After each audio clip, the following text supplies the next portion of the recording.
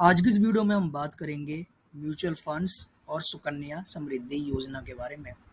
आपके बच्चे के लिए कौन सा इन्वेस्टमेंट ऑप्शन सबसे बढ़िया है? दोनों इन्वेस्टमेंट ऑप्शन को अच्छी तरीके से कंपेयर करेंगे और जानेंगे आपको पैसा कहाँ इन्वेस्ट करना चाहिए। मैं आपको पहले बता दूं, इस वीडियो में मैंने कोई भी बाय या सेल की रिकमेंडेशन नहीं दी है, ना ही मैं आपको ये बता रहा हूँ कि आप इसमें पैसा इन्वेस्ट करो। कहीं भी पैसा इन्वेस्ट करने से पहले आप अपने फाइनेंशियल एडवाइजर है उसकी सलाह जरूर लें।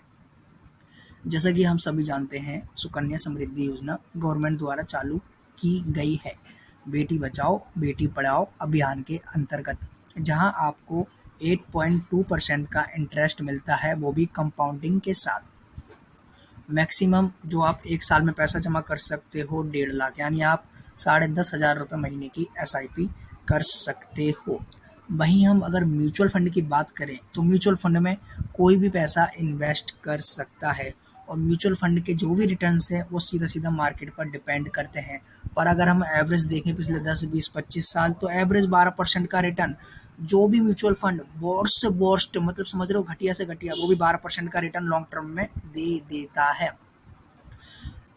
तो अभी हम कंपेयर करेंगे कि अगर आप सुकन्या समृद्धि योजना में 21 साल, क्योंकि सुकन्या समृद्धि योजना में 21 साल का मैच्योरिटी पीरियड होता है, वही हम एजम्पशन ले रहे हैं, हम पैसे म्यूचुअल फंड में 21 साल के लिए इन्वेस्ट कर रहे हैं, यानी SIP 21 साल के लिए कर रहे हैं, तो कितना रिटर्न मिलेगा। फिर उसके बाद हम देखेंगे जो इन्फ्लेशन है, क्योंकि महंगाई तो साल दर साल बढ़ रही है, उस समय 21 साल बाद उस पैसे की क्या वैल्यू रहेगी, सब जानेंगे इसी वीडियो में। अगर आप चैनल पर नए हो तो चैनल को सब्सक्राइब कर दो और वीडियो पसंद आए तो वीडियो को लाइक जरूर करना। तो सबसे पहले हम कंपेयर करते हैं सुकन्या समृद्धि योजना को। जैसा कि मैंने बताया, आप साल में 1.5 लाख रुपए इन्वेस्ट कर सकते हैं 21 साल के लिए, तो सीधी सीधी आपकी जो EMI यानी SIP आ गई वो 10,500 रुपये की आ गई। मान के चलो हमने 10,500 रुपये की SIP की और वो की हमने 21 साल के लिए।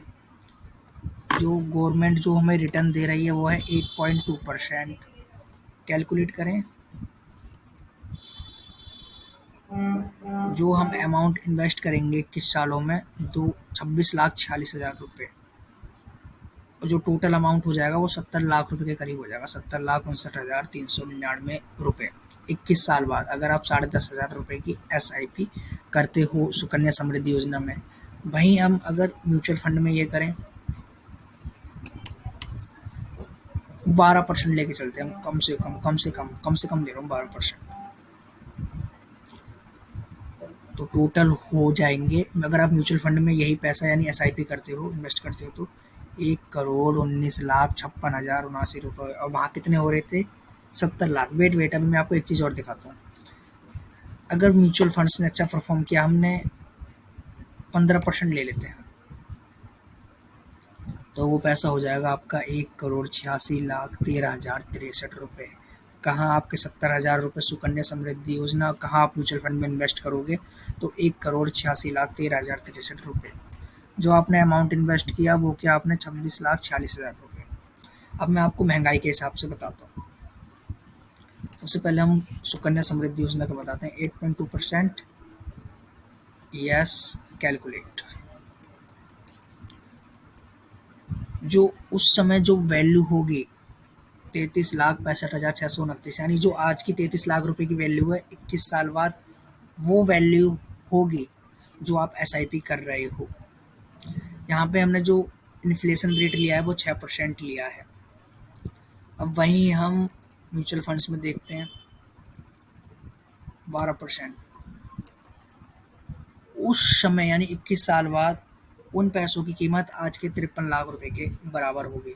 तो आपको समझ आ गया होगा कि आपको सुकन्या समृद्धि योजना में इन्वेस्ट करना है या फिर म्यूचुअल फंड्स में बेटर रिटर्न्स के लिए। पर एक बार आपको बता दूं, अगर आप चाहते हो कि आपका पैसा एकदम सिक्योर रहे लॉन्ग टर्म के लिए, तो आप सुकन्या समृद्धि योजना के मतलब साथ जा सकते हो, और वहीं आप चाहते हो कि आपको अच्छे रिटर्न्स मिलें तो आप म्यूचुअल फंड्स के साथ जा सकते हो।